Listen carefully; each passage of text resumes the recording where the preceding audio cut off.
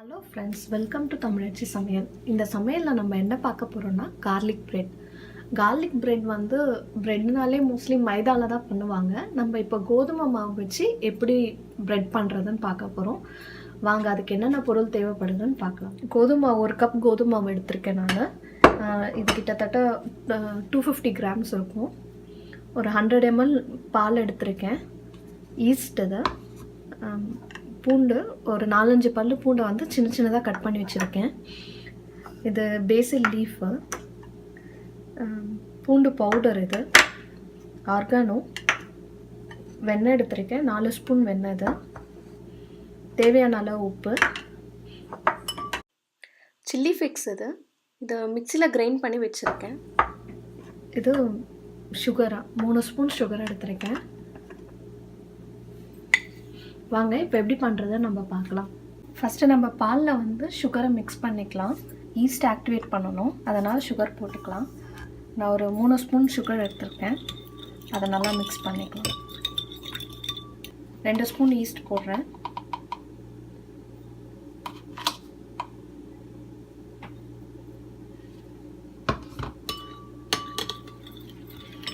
இது ஒரு ஆக்டிவேட் ஆகிறதுக்கு ஒரு 5 to 10 minutes ஆகும், இல்லைனா 15 minutes கூட ஆகும். இந்த பால் வந்து கொஞ்சம் கை பொறுக்கிற அளவுக்கு சூடு இருக்கணும். இந்த ஈஸ்ட் ஆக்டிவேட் ஆகிறதுக்குள்ளே நம்ம கோதுமை மாவுலாம் கொஞ்சம் லைட்டாக மிக்ஸ் பண்ணி வச்சுக்கலாம். 1 கப் கோதுமை மாவு போட்டிருக்கேன். தேவையான அளவு உப்பு போட்டு நல்லா மிக்ஸ் பண்ணிக்கோங்க. இப்போ உப்பு போட்டு மிக்ஸ் பண்ணியாச்சு. மிக்ஸ் பண்ணிவிட்டு இந்த 4 ஸ்பூன் வெண்ணெயை நம்ம இதில் போட்டு மிக்ஸ் பண்ணிக்கலாம். ஒரு 1 ஹவருக்கு முன்னாடி எடுத்து வச்சுடுங்க, அப்போ தான் ஈஸியாக இருக்கும். இதை வெண்ணெயை போட்டு நம்ம நல்லா மிக்ஸ் பண்ணிக்கலாம். இப்போ வெண்ணெய் போட்டு நல்லா மிக்ஸ் பண்ணியாச்சு. அதுக்கப்புறம் கட் பண்ணி வச்சுருக்க பூண்டு,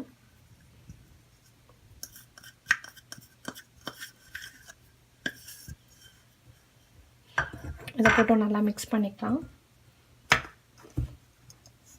லைட்டாக சீசனிங், ஆர்கானோ சீசனிங் போடுறேன்.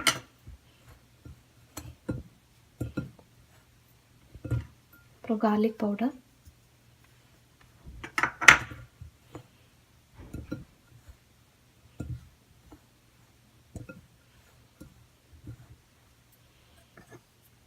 கொஞ்சமாக சில்லி ஃப்ளேக்ஸ் போடுறேன்.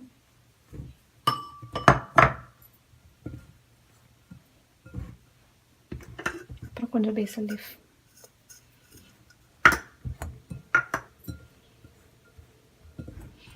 எல்லாம் போட்டு நல்லா மிக்ஸ் பண்ணிக்கோங்க.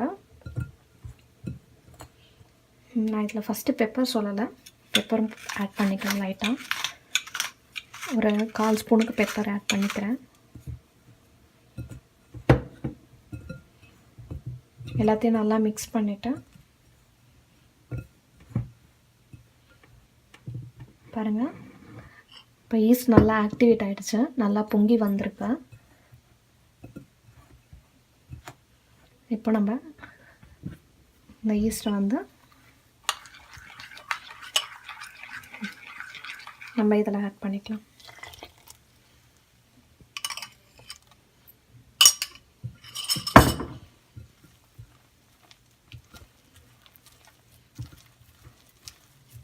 நல்லா பிசையணும். நல்லா பிசைஞ்சால் இது அந்த மாதிரி பிசு பிசுன்னு ஒட்டாத.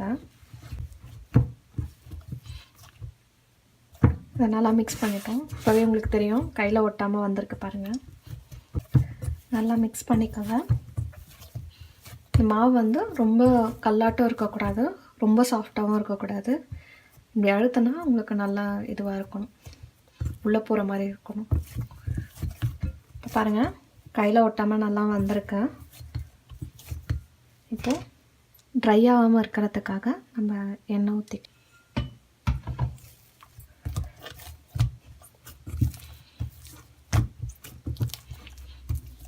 இப்போ பாருங்கள் மாவு எந்த அளவில் இருக்குதுன்னு சொல்லிவிட்டு, இது ஒரு 4 hours ஊறினதுக்கப்புறம் நல்லா பஃப்னு எழும்பி வரும். ஈஸ்ட் வந்து நல்லா ஆக்டிவேட் ஆகிருக்கும்.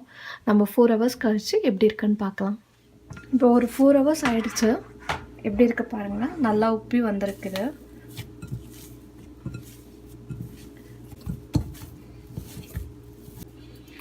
லைட்டாக கொஞ்சம் மாவு தூவிக்கங்க.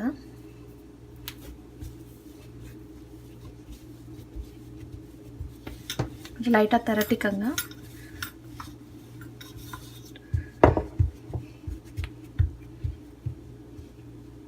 ஒரு ரவுண்ட் ஷேப்க்கு எடுத்துகிட்டு வந்துடுங்க. எடுத்துகிட்டு வந்ததுக்கப்புறம் கொஞ்சம் சில்லி ஃப்ளேக்ஸு, கொஞ்சம் ஆர்கானோ, கொஞ்சம் பேசல் சீசனிங்கு, அப்புறம் பூண்டு பவுடரை போட்டுட்டு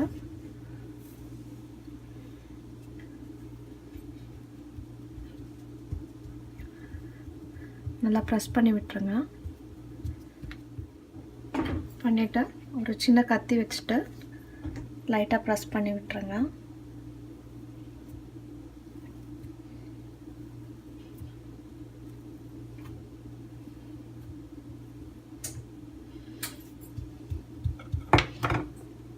இல்லை ஃபஸ்ட்டு நல்லா வெண்ணெயை தடவிடுங்க. வெண்ணெயை தடவிட்டு திருப்பி இதெல்லாம் தூவிக்கலாம்.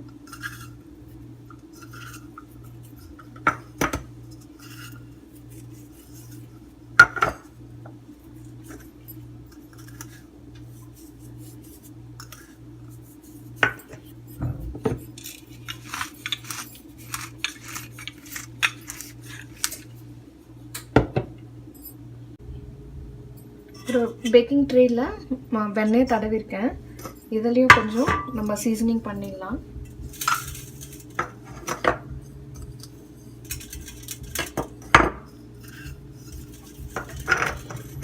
இது எல்லாமே நீங்கள் மிக்சியில் ஒன்றா போட்டு அரைச்சி கூட தூவலாம்.